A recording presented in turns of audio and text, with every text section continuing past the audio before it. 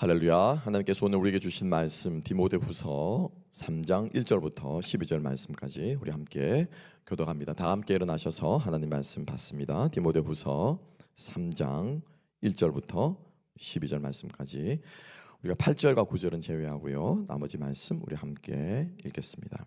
디모데후서 3장입니다. 너는 이것을 알라. 말세에 고통하는 때가 이르러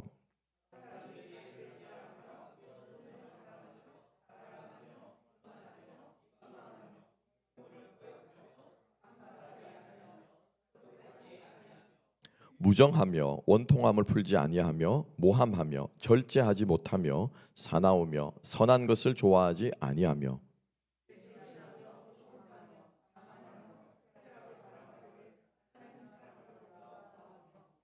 경건의 모양은 있으나 경건의 능력은 부인하니 이 같은 자들에게서 네가 돌아서라.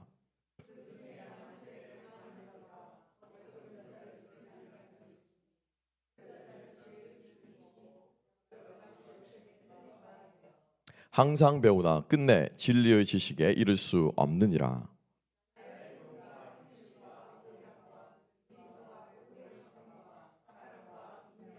박해를 받음과 고난과 또한 안디옥과 이고니온과 루스드라에서 당한 일과 어떠한 박해를 받은 것을 네가 과연 보고 알았거니와 주께서 이 모든 것 가운데서 나를 건지셨느니라. 무릇 그리스도 예수 안에서 경건하게 살고자 하는 자는 박해를 받으리라. 아멘. 아멘. 자리에 앉겠습니다. 우리 앉아서 오늘의 말씀과 함께 이 시대가 들어야 할 복음, 이 시대가 들어야 할 복음이라는 제목으로 우리 함께 은혜를 나누겠습니다. 말씀을 준비하면서 마음이 많이 무겁고 그리고 또 마음이 많이 강팍해지는 것을 느낄 수 있었는데 다름이 아니라 참 이 말씀 구절 한 구절 한 구절 우리가 여러분들이 시간이 허락하지 않기 때문에 오늘 하루에 이 말씀을 다 우리가 묵상할 수는 없을 것 같아요. 그렇지만은 이 말씀의 정확한 우리 핵심 주제만 함께 나눌 텐데, 근데 저는 개인적으로는 말씀을 준비하면서 이 하나하나 마음에 새길 때마다 이 말뜻을 우리 마음속에 새길 때마다 막 마음이 너무 아픈 거예요. 자랑하고 교만하고 비방하고 부모를 거역하고 감사하지 않고 거룩하지 않고 무정하고 원통함을 풀지 않고 모함하고 절제하고 사납고 선한 것을 좋아. 이 말씀을 쭉 읽어갔는데 점점 제 마음이 막 강팍해지는. 근데 이 마음이 무슨 마음인고 하니 하나님께서 저에게 주시는 마음인 것 같아요. 하나님께서 이 세상을 바라보시면서 당신의 손으로 지으신 것이잖아요. 여러분들의 자녀가 정말로 우리 교회 교인들 성도님들은 그런 분들 안 계시겠지만은 정말로 막장 인생을 살아간다고 생각해 보세요. 세상에 죄란 죄는 다 짓고, 그죠? 예. 자기 맘대로 그렇게 하면서 살아간다고, 그러면서도 지가 잘 살고 있다고 여러분 생각하면서 살아간다고 생각해 보세요. 여러분 속에서 난 자식이 세상에 그렇게 불행하고 비참하고 참 그런 마음이 들지 않겠습니까? 하나님께서 이 땅을 바라보시면서 그런 마음으로 바라보실 것 같으니 제 마음이 참 말씀을 묵상하면서 너무너무 마음이 아프더라고요. 근데 중요한 것은 오늘 말씀 우리가 함께 나누면서 이 모든 근본적인 이 원인들, 그렇죠? 그러면은 중요한 것은 이 하나님의 이 아파하는 마음으로 세상을 바라보면서 아파만 할 것이냐, 아니면 이 세상을 향하신 그다 하나님의 또 다른 마음이 있다라는 거죠. 그렇죠? 아니, 저 자식 다리 몽둥이를 분질러서라도 안 쳐가지고 인간 만들어야 되겠는데 라고 하는 그 애타는 마음이 또 한편으로 부모의 마음에는 들지 않겠습니까? 그러니까 우리가 이 세상을 바라보면서 하나님 마음으로 우리가 아파하고 또 하나님께 주시는 마음으로 보는 것도 중요하지만 또 다른 한편으로는 교회는 세상의 대안이 되어야 하는 줄로 믿습니다. 교회는 세상에게 이렇게 사는 것이 올바른 삶이야, 이렇게 사는 것이 행복한 삶이고 의미 있는 삶이야 라는 것을 보여줄 수 있는 것이 교회에게 주신 하나님의 능력이고 교회에게 주신 사명인 줄로 믿습니다. 비판하는 건요 누구나 할 수 있습니다. 그렇죠? 예, 욕하는 거는 누구나 할 수 있어요. 그런데 우리의 비판과 욕이 대안이 없으면 안 된다는 거예요. 자녀들이 왜 신앙에서 떠나갑니까? 왜 떠나갑니까? 하지 말라는 건 막 있는데 가만히 보니까는 부모는, 엄마 아빠는 그렇게 안 사는 거죠. 그죠? 예. 가만히 보면 여러분 자녀들이 모를 것 같아요? 아니요, 알아요. 신앙생활을 껍데기로 하는지 진실되게 하는지 우리 자녀들이 압니다. 사람이라면 다 알아요. 그죠? 밖에서는 우리가 껍데기로 신앙생활 할 수 있고요, 사람들도 별로 관심 안 가질 수 있어요. 그죠? 예. 적당히 관계 유지하며 살면 되기 때문에, 그리고 내 살붙이 아니잖아요. 내 가족 아니잖아요. 그래서 적당히 내가 이렇게 가면 쓰고 있으면요, 상대방도 적당히 가면 씁니다. 그런데 가정은 그렇지 않잖아요. 민낯이 드러나잖아요. 그죠? 안 변해요, 우리 아이들이. 그러니까 대안이 없는 비판과 대안이 없이 욕을 하는 것은 결코 여러분 세상을 바꿀 수가 없어요. 우리 하나로 교회가 하나님께서 이 땅을 향한 대안이 되기를 몸부림치는 교회가 될 수 있기를 주님의 이름으로 축복합니다. 그렇게 몸부림칠 때 내가 변하는 거예요. 내가. 그죠? 네, 내가 변하는 거예요. 자녀를 키우면서 양육을 하면서 가장 큰 복이 뭔 줄 아십니까? 이 아이들이 거울이 돼서 내 모습을 보게 하는 거지. 내 모습을. 아, 내가 잘못 키웠구나. 그죠? 내가 이렇게 해서는 안 됐었는데. 그러면서 우리의 모습을 보면서 돌이킬 때 여러분, 그 인생이, 그 사람이 복이 있는 줄 믿으시기 바랍니다. 그까지 잘난 척하고 자녀를 존경하면 뭐예요? 껍데기로 존경하면 뭐합니까? 나는 여전히 안 변하고 있는데, 그죠? 하나님 보시기에 여전히 나는 안 변하고 있는데 밖으로 아무리 드러나면 뭐합니까? 마지막 심판 때 하나님께서 네 인생은 다 껍데기다. 그러면 여러분, 그건 끝나는 거예요. 끝나는 거예요. 일찍 부딪히고 일찍 깨닫고 내 체면과 내 자존심과 모든 것들을 내려놓고 자녀 앞에서 눈물로 용서를 구하고, 그 인생이 여러분 복된 거예요. 여러분, 그렇게 어떻게 됩니까? 변화되잖아요. 변화되잖아요. 바뀌어가는 은혜가 있잖아요. 교회가 그렇게 몸부림치게 될 때 하나님께서 그 가운데 생명으로 역사하게 될 줄을 믿습니다. 오늘 이 말씀 우리가 읽어가다 보면은, 그래, 이런 것들 다 버려야 돼. 실제로 바울이 뭐랍니까? 내가 이런 것들에서 뭐하라? 돌아서라라고 말하죠. 그죠? 뒷부분에 저는 이 말씀을 개인적으로 저는 목회를 하면서 참 제 마음에 뼈아픈 기억이 있는 말씀이에요. 뼈아픈 기억이 있는 말씀이에요. 교회 안에 분쟁이 있었습니다. 교회 안에 어떤 지체들이 싸웠어요. 다투었어요. 그런데 다른 데 가서 유목사 설교를 듣고 와서, 유튜브 목사 설교를 듣고 와서 이런 것들에서 돌아서라 그러고는 그 말씀만, 그 구절만 냉큼 받아가지고, 그래, 저 사람하고 끊어야 되겠다 이러고 돌아서 교회를 나가버린 거예요. 그렇게 설교하신 목사님의 설교 말씀도 잘못 해석한 거예요. 오늘 본문을.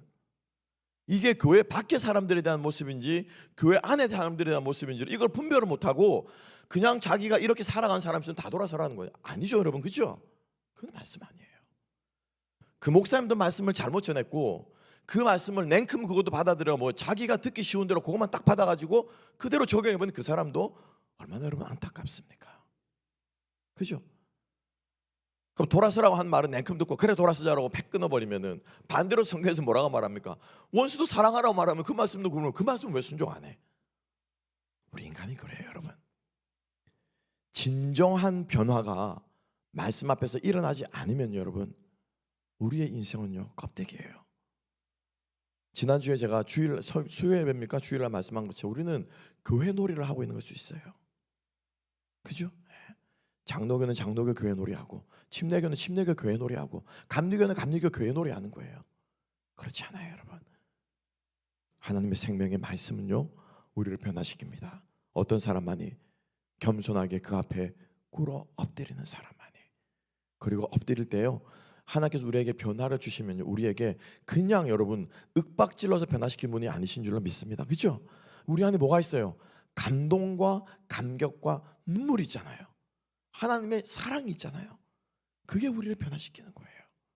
그래서 오늘 이 말씀을 함께 보면서 우리가 세 가지로 이 시대가 그럼 들어야 될 복음이 무엇인가? 사실 이 시대의 모습이 이제 오늘 이 본문에 1절부터 4절까지 집중적으로 나와 있는데, 이러한 시대이기 때문에 이렇게 어떻게 반대로 우리가 복음을 어떻게 해요? 드러내면 되는 거예요. 그죠? 자랑한다라고 말했으니 교회가 드러낼 복음은 뭡니까? 겸손의 복음을 드러내는 거예요. 무정하다라고 하니까 이 세대가, 그러니까 그러면 이 세대가 들어야 될 복음은 뭡니까? 무정하지 않고 다른 사람을 케어하고 함께 동병상련하는 그 복음을 들으면 되는 거예요. 그래서 오늘 이 본문을 우리가 크게 세 가지로 함께 나누어서 함께 하면, 그러면 우리 하나로 교회는 이 세상에 대해서 내 가족들에게, 내 주변 사람들에게, 우리 믿지 않는 직장 동료들에게, 그죠? 우리 함께 또 여러분들 친구들 이런저런 관계를 맺고 살아가지 않겠습니까? 그런 세상에게 우리 하나로 교회는 어떤 복음을 들려줘야 하는가, 우리 함께 생각해 보기를 소망합니다. 먼저 첫 번째로 함께 먼저 1절 말씀인데요. 너는 이것을 알라, 말세에 고통하는 때가 이른다라고 말하고 있습니다. 여러분, 말세가 언제입니까? 제가 누누이 말씀드리죠, 그죠? 자꾸 이런 사람, 이런 모습들이 현대에만 있는 줄 알았는데 아니에요, 여러분. 바울은 지금 2024년 우리들을 향해 이 말씀을 쓰기도 했지만은 동시에 자기가 살아갔던 그 시대의 성도들, 디모데, 에베소 교인들, 그 시대 사람들에게 이 말씀을 쓴 거예요, 그죠?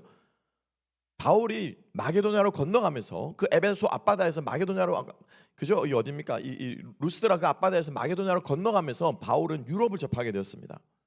그 전까지는 다메섹 왔다 갔다 하고 그 다 이제 이스라엘 중동 지역이거든요. 거기에서 이쪽 바다로 넘어서 유럽으로 건너가는, 마게도냐를 넘어서 유럽으로 건너갔는데, 와, 이거는 가관인 거예요. 완전히 또 다른 문명을 구가하면서 세워가며 살아가는 이 그리스 지역 헬라 문화권을 접하고는 바울이 수많은 교회들을, 그죠, 세우면서 그곳 문화를 다 경험하지 않았겠습니까? 그곳에 있는 시장에 가서, 저잣거리에 가서, 그곳에 있는 회당에 가서 복음을 전하고 교회를 세우면서 바울은 말씀만 전한 것이 아니라 그곳 사람들을 보았겠죠. 더군다나 바울은 무엇을 했습니까? 말씀만 전한 것이 아니라 바울은 무엇을 했죠? 장사를 했던 사람이에요. 여러분, 이거 잊으시면 안 됩니다. 바울은 텐트 메이커였어요. 그죠? 손님을 맡고 거래를 하고 그 사람들과 흥정을 해서 텐트를 팔았어요. 고객이 무엇을 원하는가 주문을 받아가지고 그 텐트를 만들어 주었어요. 그 시대의 주택의 트렌드를 어쩌면 바울은 알고 있었을 수도 있어요. 이런 문화들을 쫙 경험하고 나니 바울이 결론을 내린 게 이거예요. 말세다, 말세. 언제가 말세라고요? 2024년이 말세가 아니고 1999년이 말세가 아니고, 그죠? 2999년이 말세가 아니고 예수 그리스도께서 이 땅에 오셔서 복음을 선포하신 그때가 어때요? 그때가 말세예요. 주님께서 동일하게 말씀하시면 마지막 때가 이르리니 곧 이때라. 그러니까 예나 지금이나 똑같습니다. 옷 입는 옷 껍데기만 달라졌고 자동차가 다니고 비행기가 날아다니고 그것뿐인 거지 사람은 여러분 변하지 않아요. 그렇기 때문에 오늘 이 말씀은 오늘 우리들에게도 여전히 유효하고 적시한 말씀인 줄로 믿습니다. 근데 그 말세를 바울은 뭐라고 규정짓고 있습니까? 하나님께서 뭐라고 규정짓고 있습니까? 고통의 시대다라고 말하고 있어요. 그죠? 행복의 시대가 아니고 번영의 시대가 아니고 토마스 모간가 쓴 그 유토피아라는 글에서 나오는 인간이 과학 문명 기술을 발전해가지고 이렇게만 나간다면은 지상 낙원이 이루어질 거다. 병들도 점점 점령이 되어지고 과학 기술이 인간 세상을 점점 편리하게 만드실 거다 나오면서 유토피아를 쓰고 나서 얼마 안 돼서 뭐가 일어났습니까? 양차 대전이 일어난 거예요. 세계 대전이. 그죠? 원자력 발전, 원자력 기술을 가지고 수십만 명을 한꺼번에 죽일 수 있는 인류의 재앙을 불러오는 그러한 전쟁이 일어난 거예요. 여러분, 사람은요 똑같습니다. 그래서 바울은 규정짓습니다. 고통의 때가 이르는데 이 고통의 때에 이제 나타나는 모습들이에요. 모습들 쭉 2절부터는, 그죠? 예. 저는 이 본문을 해석하기 위해서 이제 저 말씀을 준비하다 보면은 이제 말씀을 다 연구하고 나면은 다른 목사님들은 어떻게 설교하는가, 이 설교적인 인사이트가 있거든요. 말씀을 묵상하는 인사이트가 있거든요. 그래서 제가 말씀이 잘 안 풀리고 답답할 때는 다른 목사님들은 이 말씀을 어떻게 설교하실까 제가 자꾸 이렇게 유튜브를 보면서 볼 때가, 참고할 때가 있습니다. 너무너무 안타까워요. 이 본문을 정말 제대로 설교해내는 목사님들이 그렇게 많지 않아요. 딱 설교하는 게 딱 2절 말씀만 설교하는 게 2절 말씀만. 자기를 사랑한다, 돈을 사랑한다. 근데 오늘 이 본문의 말씀은 첫 번째로 우리가 기억해야 될 것은 이 시대가 드려야 할 복음, 왜 말세에 이렇게 고통하는 때가 이르느냐라고 말하면요, 그릇된 사랑 때문에. 그릇된 사랑.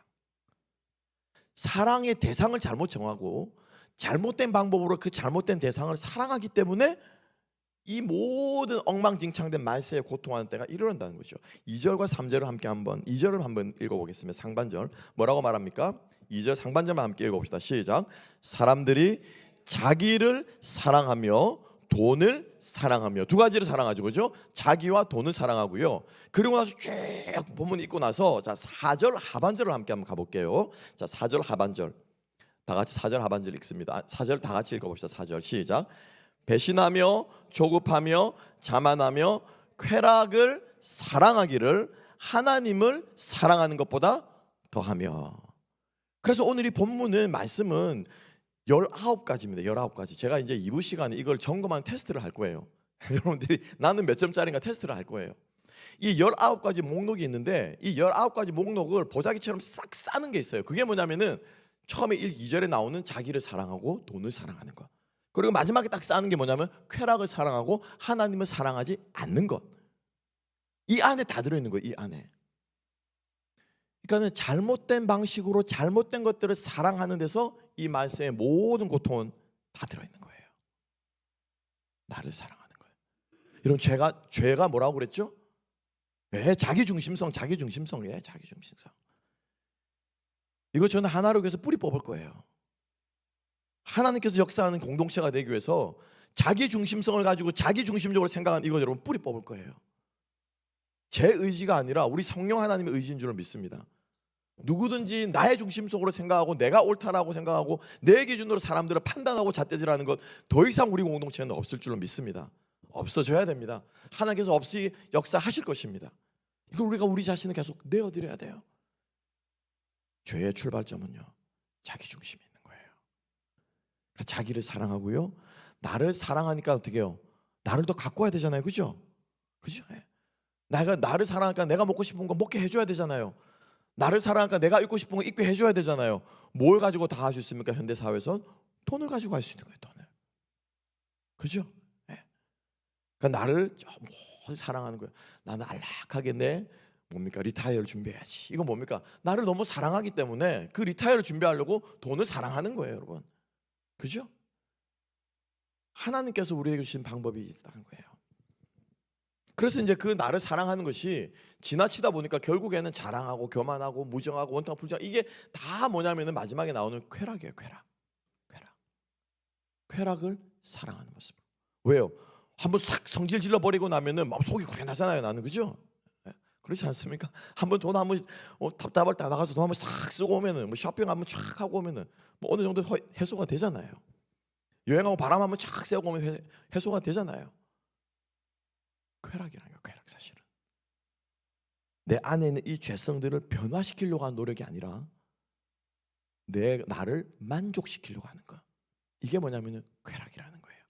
그러니까 이것을 자꾸 사랑하고 이것을 위해서 돈을 벌고 이것을 위해서 우리가 살아가다 보니까 점점 우리의 인생에는 뭐가 있다고요? 고통하는 때가 올 수밖에 없다라고 하는 것입니다. 디모데전서 6장 10절 말씀 함께 한번 읽어볼까요? 디모데전서 6장 10절 다 같이 읽습니다. 시작.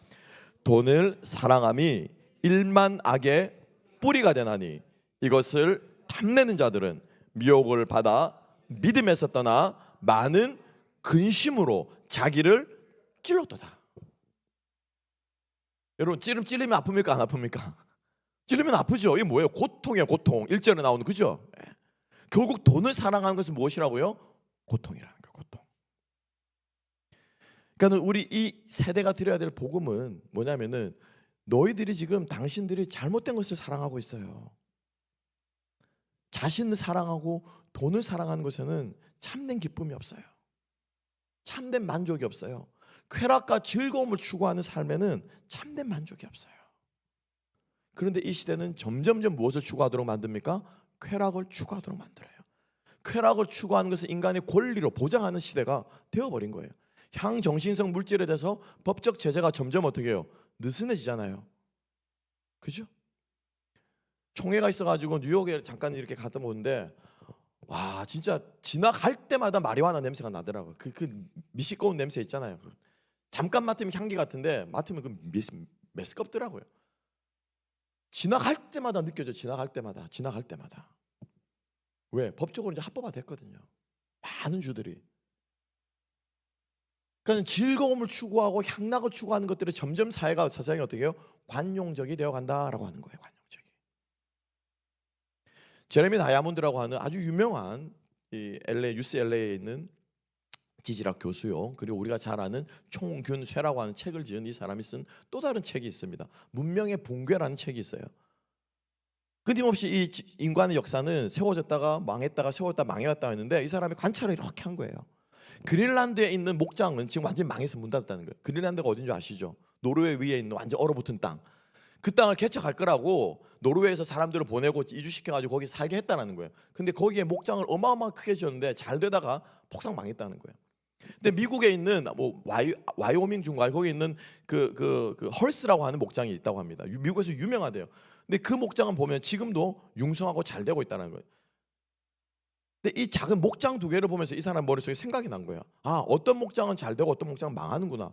회사도 마찬가지죠. 어떤 기업은 잘 되고 어떤 기업은 망하는구나. 아, 나라도 어떤 나라는 잘 되고 어떤 나라는 가난하구나. 아, 아니 문명 자체가 어떤 문명은 일어났다가 문명이 망하는구나. 계속해서 문명이 붕괴해 왔구나. 로마 제국도 망했고, 그죠? 수메르 제국도 망했고, 아수르도 망했고, 바벨론도 망했고. 문명들이 망하네? 그러면 왜 망하는가? 이걸 이 사람이 연구해가지고 책을 쓴 문명의 붕괴라는 책을 읽어보면 그 중에 가장 중요한 것 중에 하나가 뭐냐면은 정신이라는 거. 정신. 향락과 쾌락을 즐기는 국민 정신이 무너지기 시작하면 그 망하는 여러 징조들과 사인이 있는데 그 중에 하나가 뭐냐면은 향락을 즐기기 사람이 즐기기 시작하면은 그 문명은 망하더라라고 하는 거예요. 마리아화나를 합법적으로 허용한다고 여러분 로마 시대 로마 사람들이 얼마나 향락을 즐겼는지 우리는 익히 들어서 알고 있습니다. 그죠? 전 세계에서 빨아들인 전쟁을 해가지고 빨아들인 노예도 데리고 오고 물질도 뺏어오고 다 뺏어왔어요. 로마는. 그리고 어떻게 제국의 사람들을 먹여 살린 거예요. 로마 시민은 이 정도로 강력한 나라이기 때문에 로마 시민은 이렇게 먹고 살 자격이 있어. 일하지 않아도 먹고 살 수 있었던 나라가 로마 시민들이었어요. 어떻게 되었습니까? 향락의 끝판왕을 달리다가 이렇게 망한 거예요. 쾌락을 사랑하는 삶은 결코 하나님 앞에 세워질 수 없다는 것을 우리가 다시 한번 깨닫고 바울이 이제 그 뒤에 대안을 제시하고 있는 거 10절부터 대안이라는 거예요. 우리가 마지막으로 함께 볼 텐데 첫 번째 우리가 기억해야 될 것은 비뚤어진 사랑에 의해서 이 말세는 고통하게 된다라고 하는 거예요. 사랑한다고 하는데 이게 잘못된 방법으로 사랑하는 거죠. 부모의 잘못된 사랑이 자식을 어떻게 합니까? 망쳐요. 바르게 사랑할 수 있어야 돼요, 여러분. 하나님의 사랑도 우리가 잘못된 뺏다간 방식으로 하나님의 사랑을 받아들이는 거예요. 그러면 그 신앙은 어떻게 됩니까? 병드는 신앙이 되는 거예요. 그 중에 대표적인 것이 기복주의 신앙 아니겠습니까? 우리가 이 세상에 대해서 정말로 나에 대한 사랑을 내려놓고 도에 대한 추구하는 마음을 내려놓고 쾌락을 추구하려는 마음들을 내려놓고 하나님을 사랑하는 것이 무엇인지를 먼저 배울 수 있는 저와 여러분이 될 수 있기를 소망합니다. 이 하나님에 대한 사랑을 배울 수 있는 곳이 어디입니까? 가장 하나님에 대한 사랑을 배울 수 있는 장이 어디예요? 교회 공동체예요. 교회 공동체. 이 교회 공동체가 안전망을 쳐놓고 서로 사랑하기를 뭐예요? 연습하는 거예요. 연습. 여기에서 자랑하다가 잘못한다고 욕할 사람 아무도 없습니다, 여러분. 축구 선수가 그죠? 운동을 하다가 운동하는 연습 경기장에서는요 아무리 실수해도 괜찮아요. 그죠? 아무리 실수. 근데 정말 실수하지 말아야 될 곳은 어디입니까? 실제 경기에 들어가서 실수하면 안 되는 거예요. 실제 경기에서 실수하면 어떻게 해요? 관중들이 야유와 욕이 쏟아집니다. 교회 안에서 우리가 이 사랑을 연습하는 겁니다. 아, 주님의 사랑의 방법대로 사랑하는가 되네. 그래서 이 사랑하는 이 연습을 열심히 사랑해서 우리들이 실전으로 나가 진짜 이 사랑의 능력을 보여줘야 할 때는 어디입니까? 세상에서 보여주는 거예요. 그죠?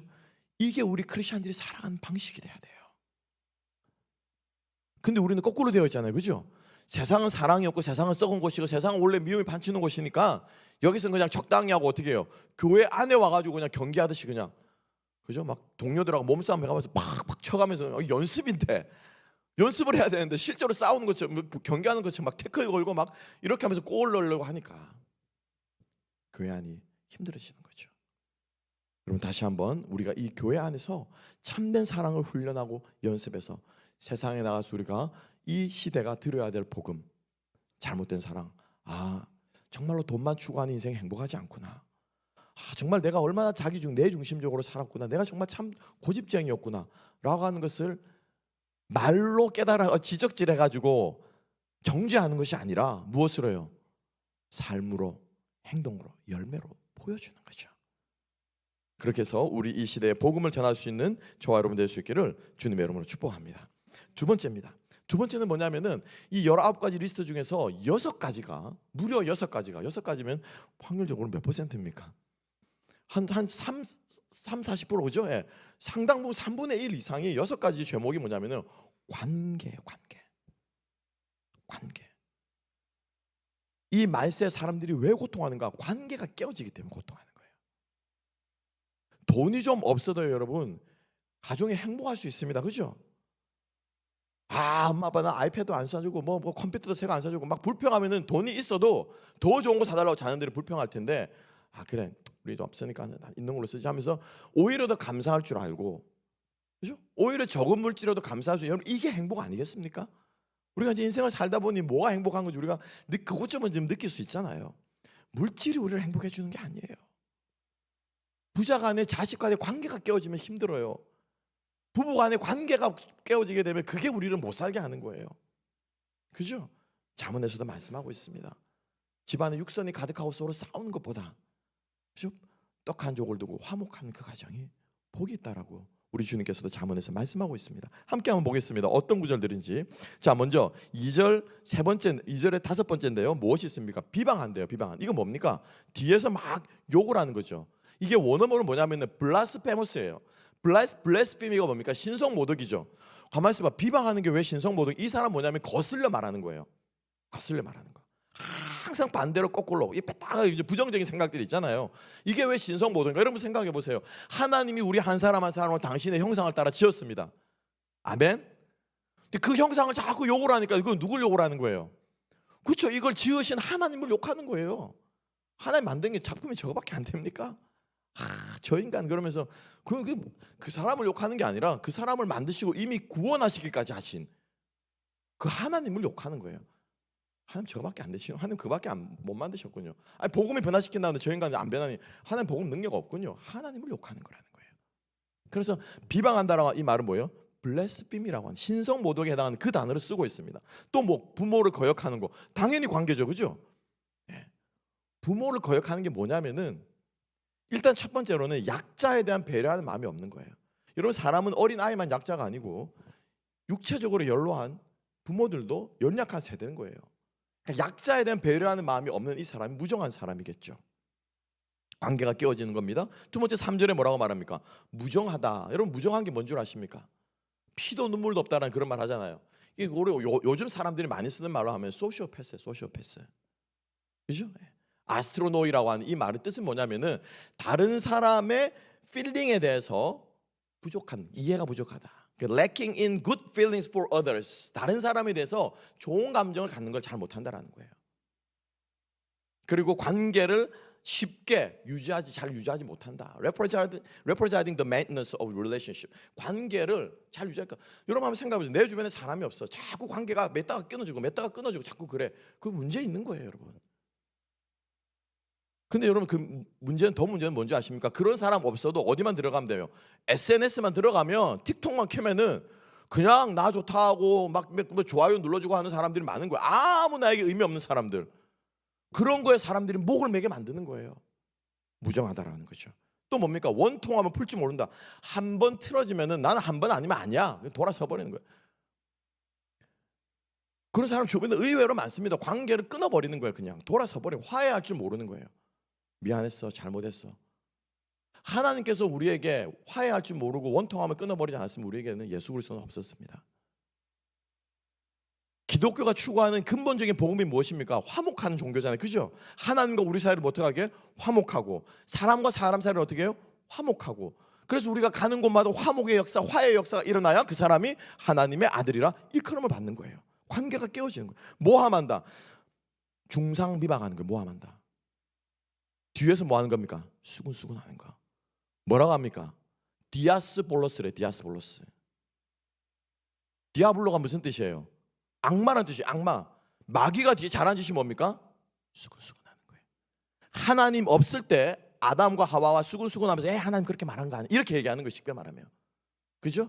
욥이 없을 때 마귀가 어떻게 해요? 하나님과 수군수군 하면서 욥 저 인간 하나님 보셨어요? 이렇게 하는 거예요. 항상 사람 없는 자리에서 그 사람 뒤에서 뭐예요? 이거 뭐예요? 마귀가 하는 짓이에요. 마귀가. 로마서 1장에서도 바울이 얘기하고 있습니다. 수군수군 하는 자가 뭐예요? 타락한 죄의 한 모습으로 구체적으로 저는 뭐 살인하고 그저 거짓말하고 이건 맞는데 수군수군 하는 게 뭐야? 수군수군 하는 게 디아스볼로스. 그러니까 여러분들이 사람 없는 데서 그 사람 이렇게 얘기하면 내가 지금 마귀짓 하고 있구나 생각하면 돼요. 뭡니까? 관계가 깨어지는 거예요. 4절은 뭡니까? 배신하는 거. 당연히 관계죠. 이 모든 것이 뭡니까? 관계가 망가뜨리는 거예요. 말세에 왜 고통하는가? 관계가 깨어지기 때문이죠. 그러니까 이 관계들이 깨어진 관계 때문에 신음하는 이 세대를 향해서 우리가 복음이 전해야 될 것은 무엇입니까? 화목해 하는 복음이에요. 화목해 하는 복음. 화평케 하는 이 복음이 전해지게 될 때 하나님께서 우리를 사용하시고 우리 하나로 교회를 쓰실 줄로 믿습니다. 우리 찬양 가운데 뭐라고 하면 주는 평화 막힌 담을 모두 허셨네. 주는 평화 우리의 평화. 우리가 가는 곳에 여러분 평화의 역사, 화목의 역사가 일어나야 될 줄로 믿습니다. 어제 저녁에 이제 아이들이 한 11시쯤에 돌아왔어요. 단기 선교를 하고 돌아왔는데 제가 이제 아이들을 나갔고 집사람은 이제 함께 못 나가서 이제 일을 하고 뭐 일이 또 있어 일을 하고 있었는데 아이들이 차에 타자마자 막 입이 근질근질한 거예요. 막 자기 받은 은혜를 막 나누고 싶어가지고 그래서 제가 잠깐만 이거는 말은 한 번 하고 나면은 그 다음에 두 번째 할 때는 좀 감동이 떨어지더라. 우리 엄마도 있을 때 다 같이 들을게. 다 같이 모여서 하자. 그냥 미루다가 저녁 밥상에서 그 얘기를 한 거예요. 딸아이가 간증을 하는데 정말 놀라운 간증들을 하고 있대요. 걔가 뭐 잘했다는 게 아니고 누가 살아계십니까? 하나님이 살아계셔. 하나님이 살아계시는구나.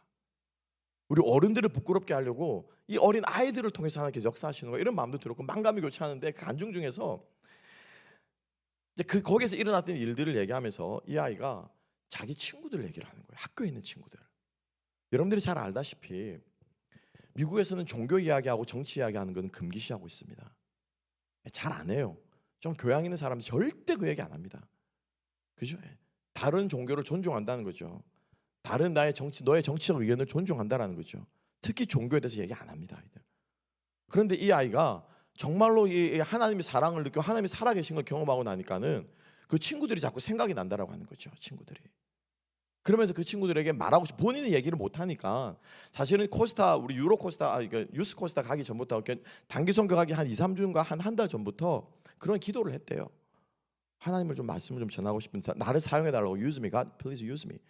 그런데 놀라운 일이 벌어진 거는 그 친구가 먼저 자기에게 질문을 해오더라는 거죠. 질문을. 동성애 어쩌고저쩌고 얘기를 하면서 질문을 해오더라는 거예요. 그래서 이 아이가 그걸 딱 깨닫고는 계속 그 기도를 한 거예요. 하나님 계속 질문하게 해주세요. 이 친구가 먼저 질문하면 자기가 막 할 얘기가 있지 않겠습니까? 그거를 몇 주 동안 질문을 해오는데 때로는 어려운 질문, 때로는 쉬운 질문. 이 아이가 이제 자기가 모르는 것도 있으니까 우리 임 목사님도 초대해가지고 셋이 같이 막 통화하면서 예수님을 전했다는 거예요. 복음을 전하고요. 그 전해다는 게 예수 믿으라고 하는 것이 아니고 내가 경험한 하나님에 대해서. 근데 그 가운데는 불교 아이들도 있고 힌두교 아이들도 있고 무슬림도 있고. 근데 놀라운 거는 이 딸아이가 그 친구들 얘기를 하면서 계속 우는 거예요. 계속. 왜 우느냐? 우리가 흔히 생각하면 그 아이들은 지옥 가는기 때문에 지옥 가면 안 된다라고 이제 그런 생각 때문에 울 것 같은데 아니, 친구들은 자기를 너무 사랑한다는 친구들을 너무 사랑하기 때문에 이 친구들도 좋은 거를 경험했으면 좋겠다는 거예요. 자기처럼 이렇게 좀 감동하고 자기처럼 그들이 섬기는 하나님 신이 살아있다면은 살아있는 신을 경험하고 이런 것들을 경험하고 싶은데 친구들이 너무 사랑스럽다는 거죠. 사랑한다면서 엉엉 울게 얘가 지금 왜 저러나. 친구들을 사랑하고 에콰도르에 있는 그 아이들을 사랑하고 사랑한다는 말을 할 때마다 아이가 눈가가 이렇게 빨개지더라고요. 제가 다시 한번 깨달은 게 뭔 줄 아십니까 여러분? 우리가 성령을 경험하고 복음을 경험하고 하나님을 경험하게 되면 우리 안에 정죄하는 마음이 생기는 게 아니에요. 우리 안에 세상과 거룩하게 분리하려고 하는 분리하는 마음이 생기는 것이 아니고 우리 안에 가장 먼저 드러나는 마음이 뭐냐면은 사랑이에요. 사랑. 그죠? 제가 지난 시간에 설교 시간에 함께 나눴어요. 그 목사님이 회심하고 기도원에 올라가 하나님을 만나고 내려와서 끊임없이 목사님의 머릿속에 붙어있던 생각이 뭐라고요? 우리 엄마 아빠 구원받아야 되는데, 우리 엄마 아빠도 같이 천국 가야 되는데, 사랑의 마음이 회복되어지는 거예요. 모든 사람들이 다 사랑스러워 보이는 거죠. 이분 누구도, 원수도, 그죠? 원수까지도. 그래서 우리 주님이 십자가를 지시면서까지 뭐합니까? 눈물 흘리면서 아버지여 저들의 죄를 용서해 주십시오.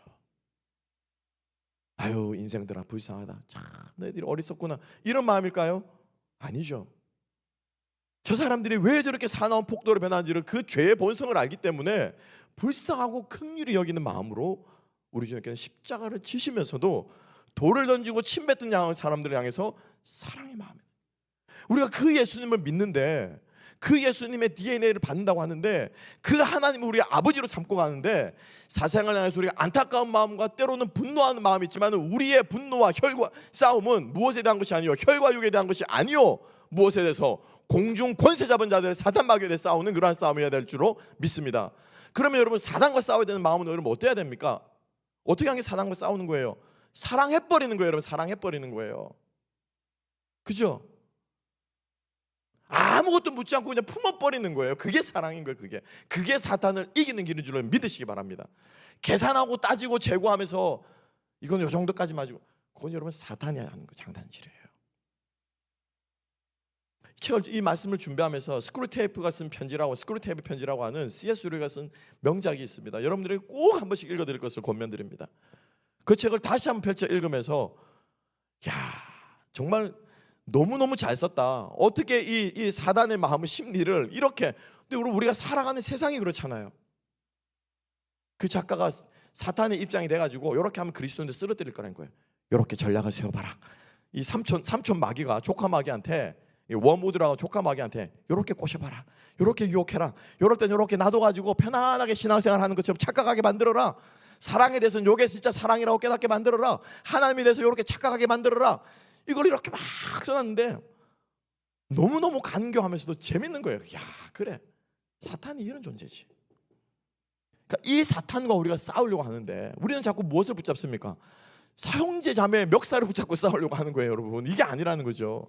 우리 하나로의 모든 성도님들 사단을 대적할 수 있는 영적인 눈이 열리는 주의 권사들이 되시기를 주님의 이름으로 축복합니다.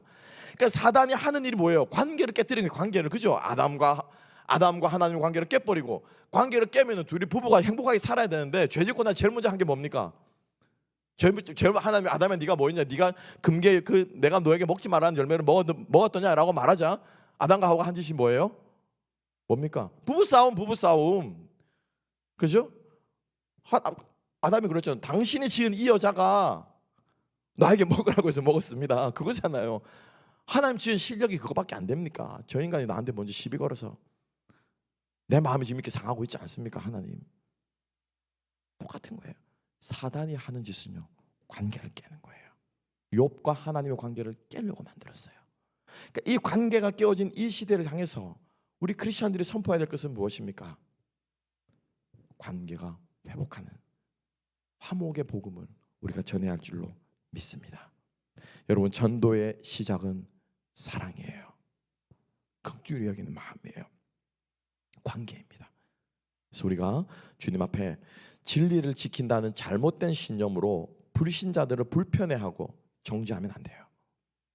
세상과 단절한다면 복음의 본질을 우리는 잘못 아는 거예요.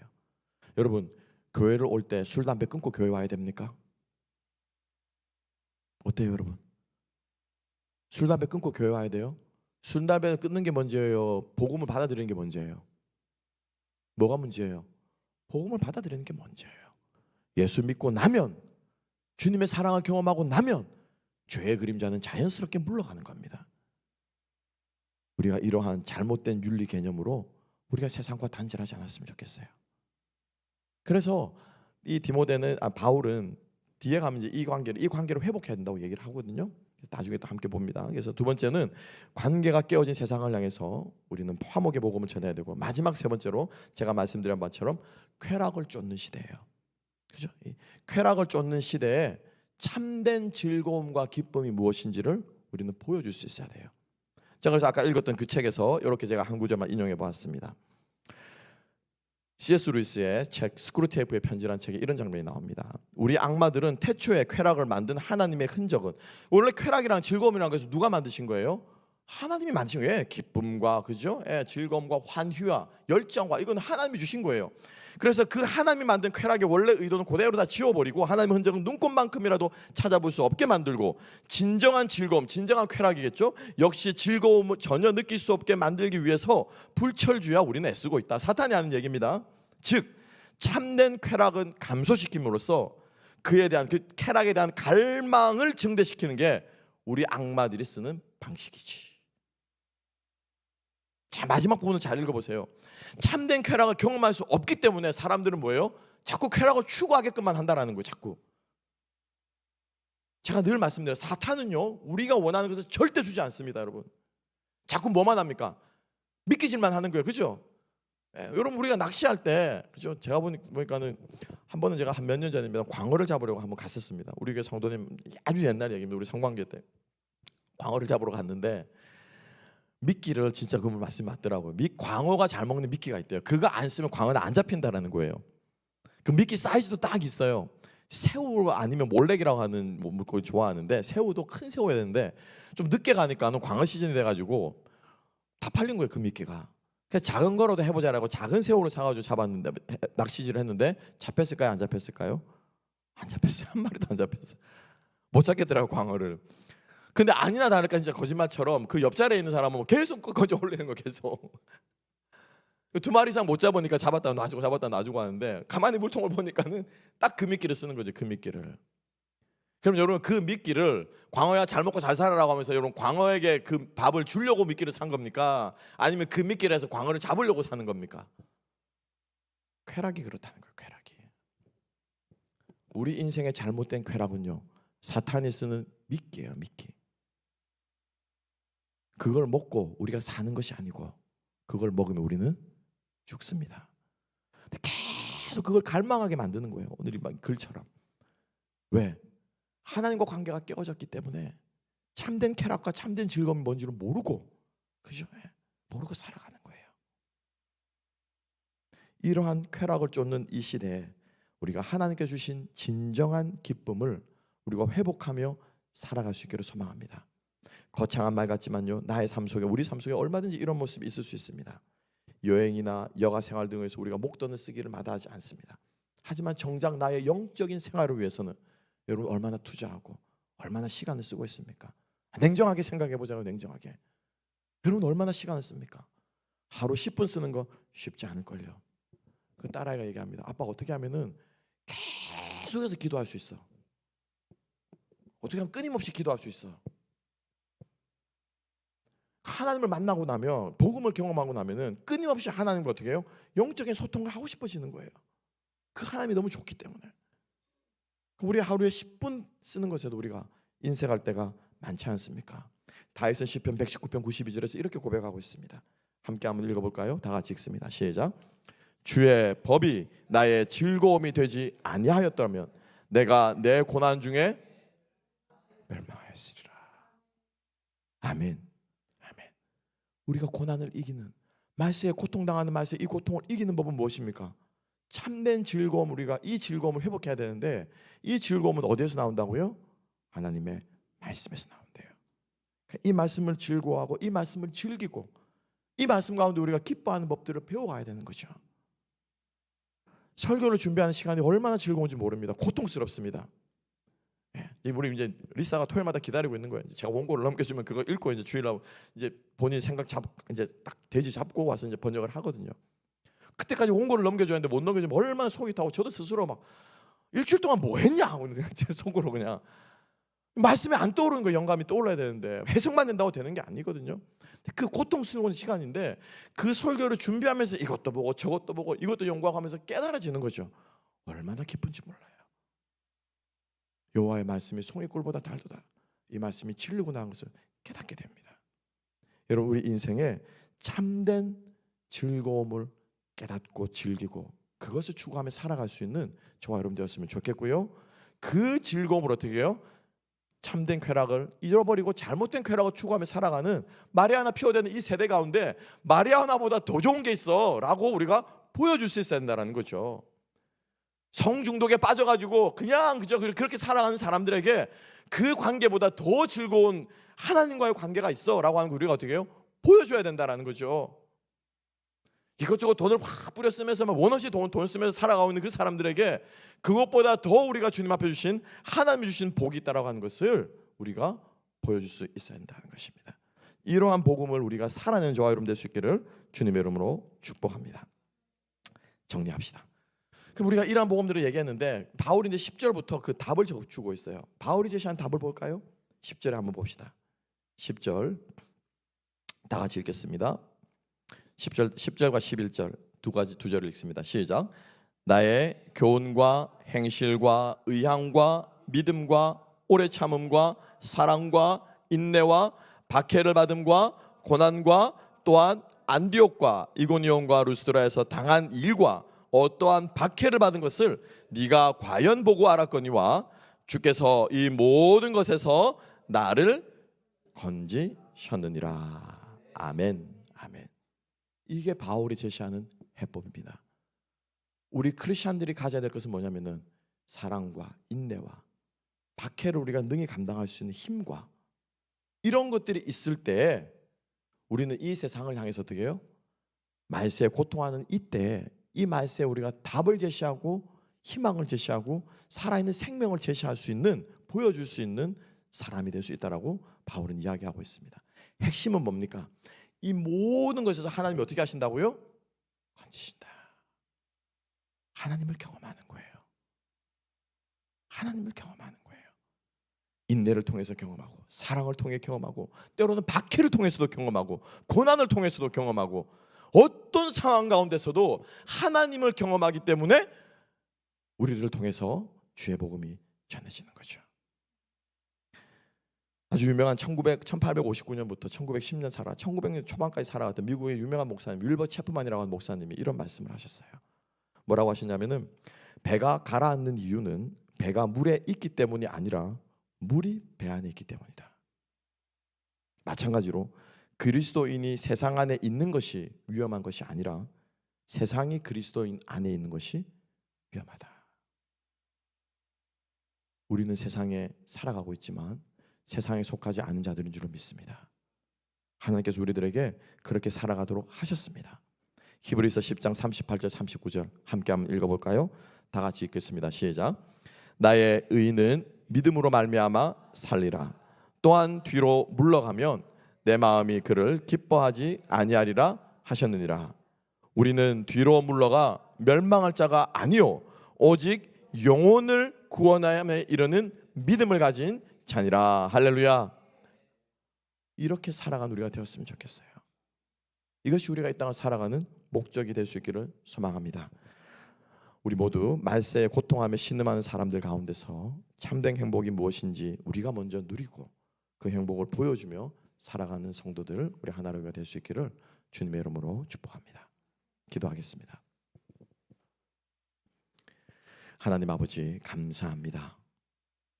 그렇습니다. 주님, 정말로 이 말세에 고통하는 때 우리가 살아 역사하시고 이 말세를 안타까움과 간절함과 눈물로 바라보고 계신 하나님 아버지의 그 마음을 전하며 나누며 살아가는 주의 백성들이 다 될 수 있도록 주님 우리 안에 먼저 이 고통으로부터 자유하게 하시고 주님께 주시는 참된 기쁨을 회복시키셔서 우리 안에 먼저 복음이 회복되어지고 이 복음을 함께 나누며 살아가는 아버지의 복음의 증인들, 참된 증인들 다 되게 하여 주시옵소서. 감사하며 모든 말씀 예수님 이름으로 기도하옵나이다. 아멘.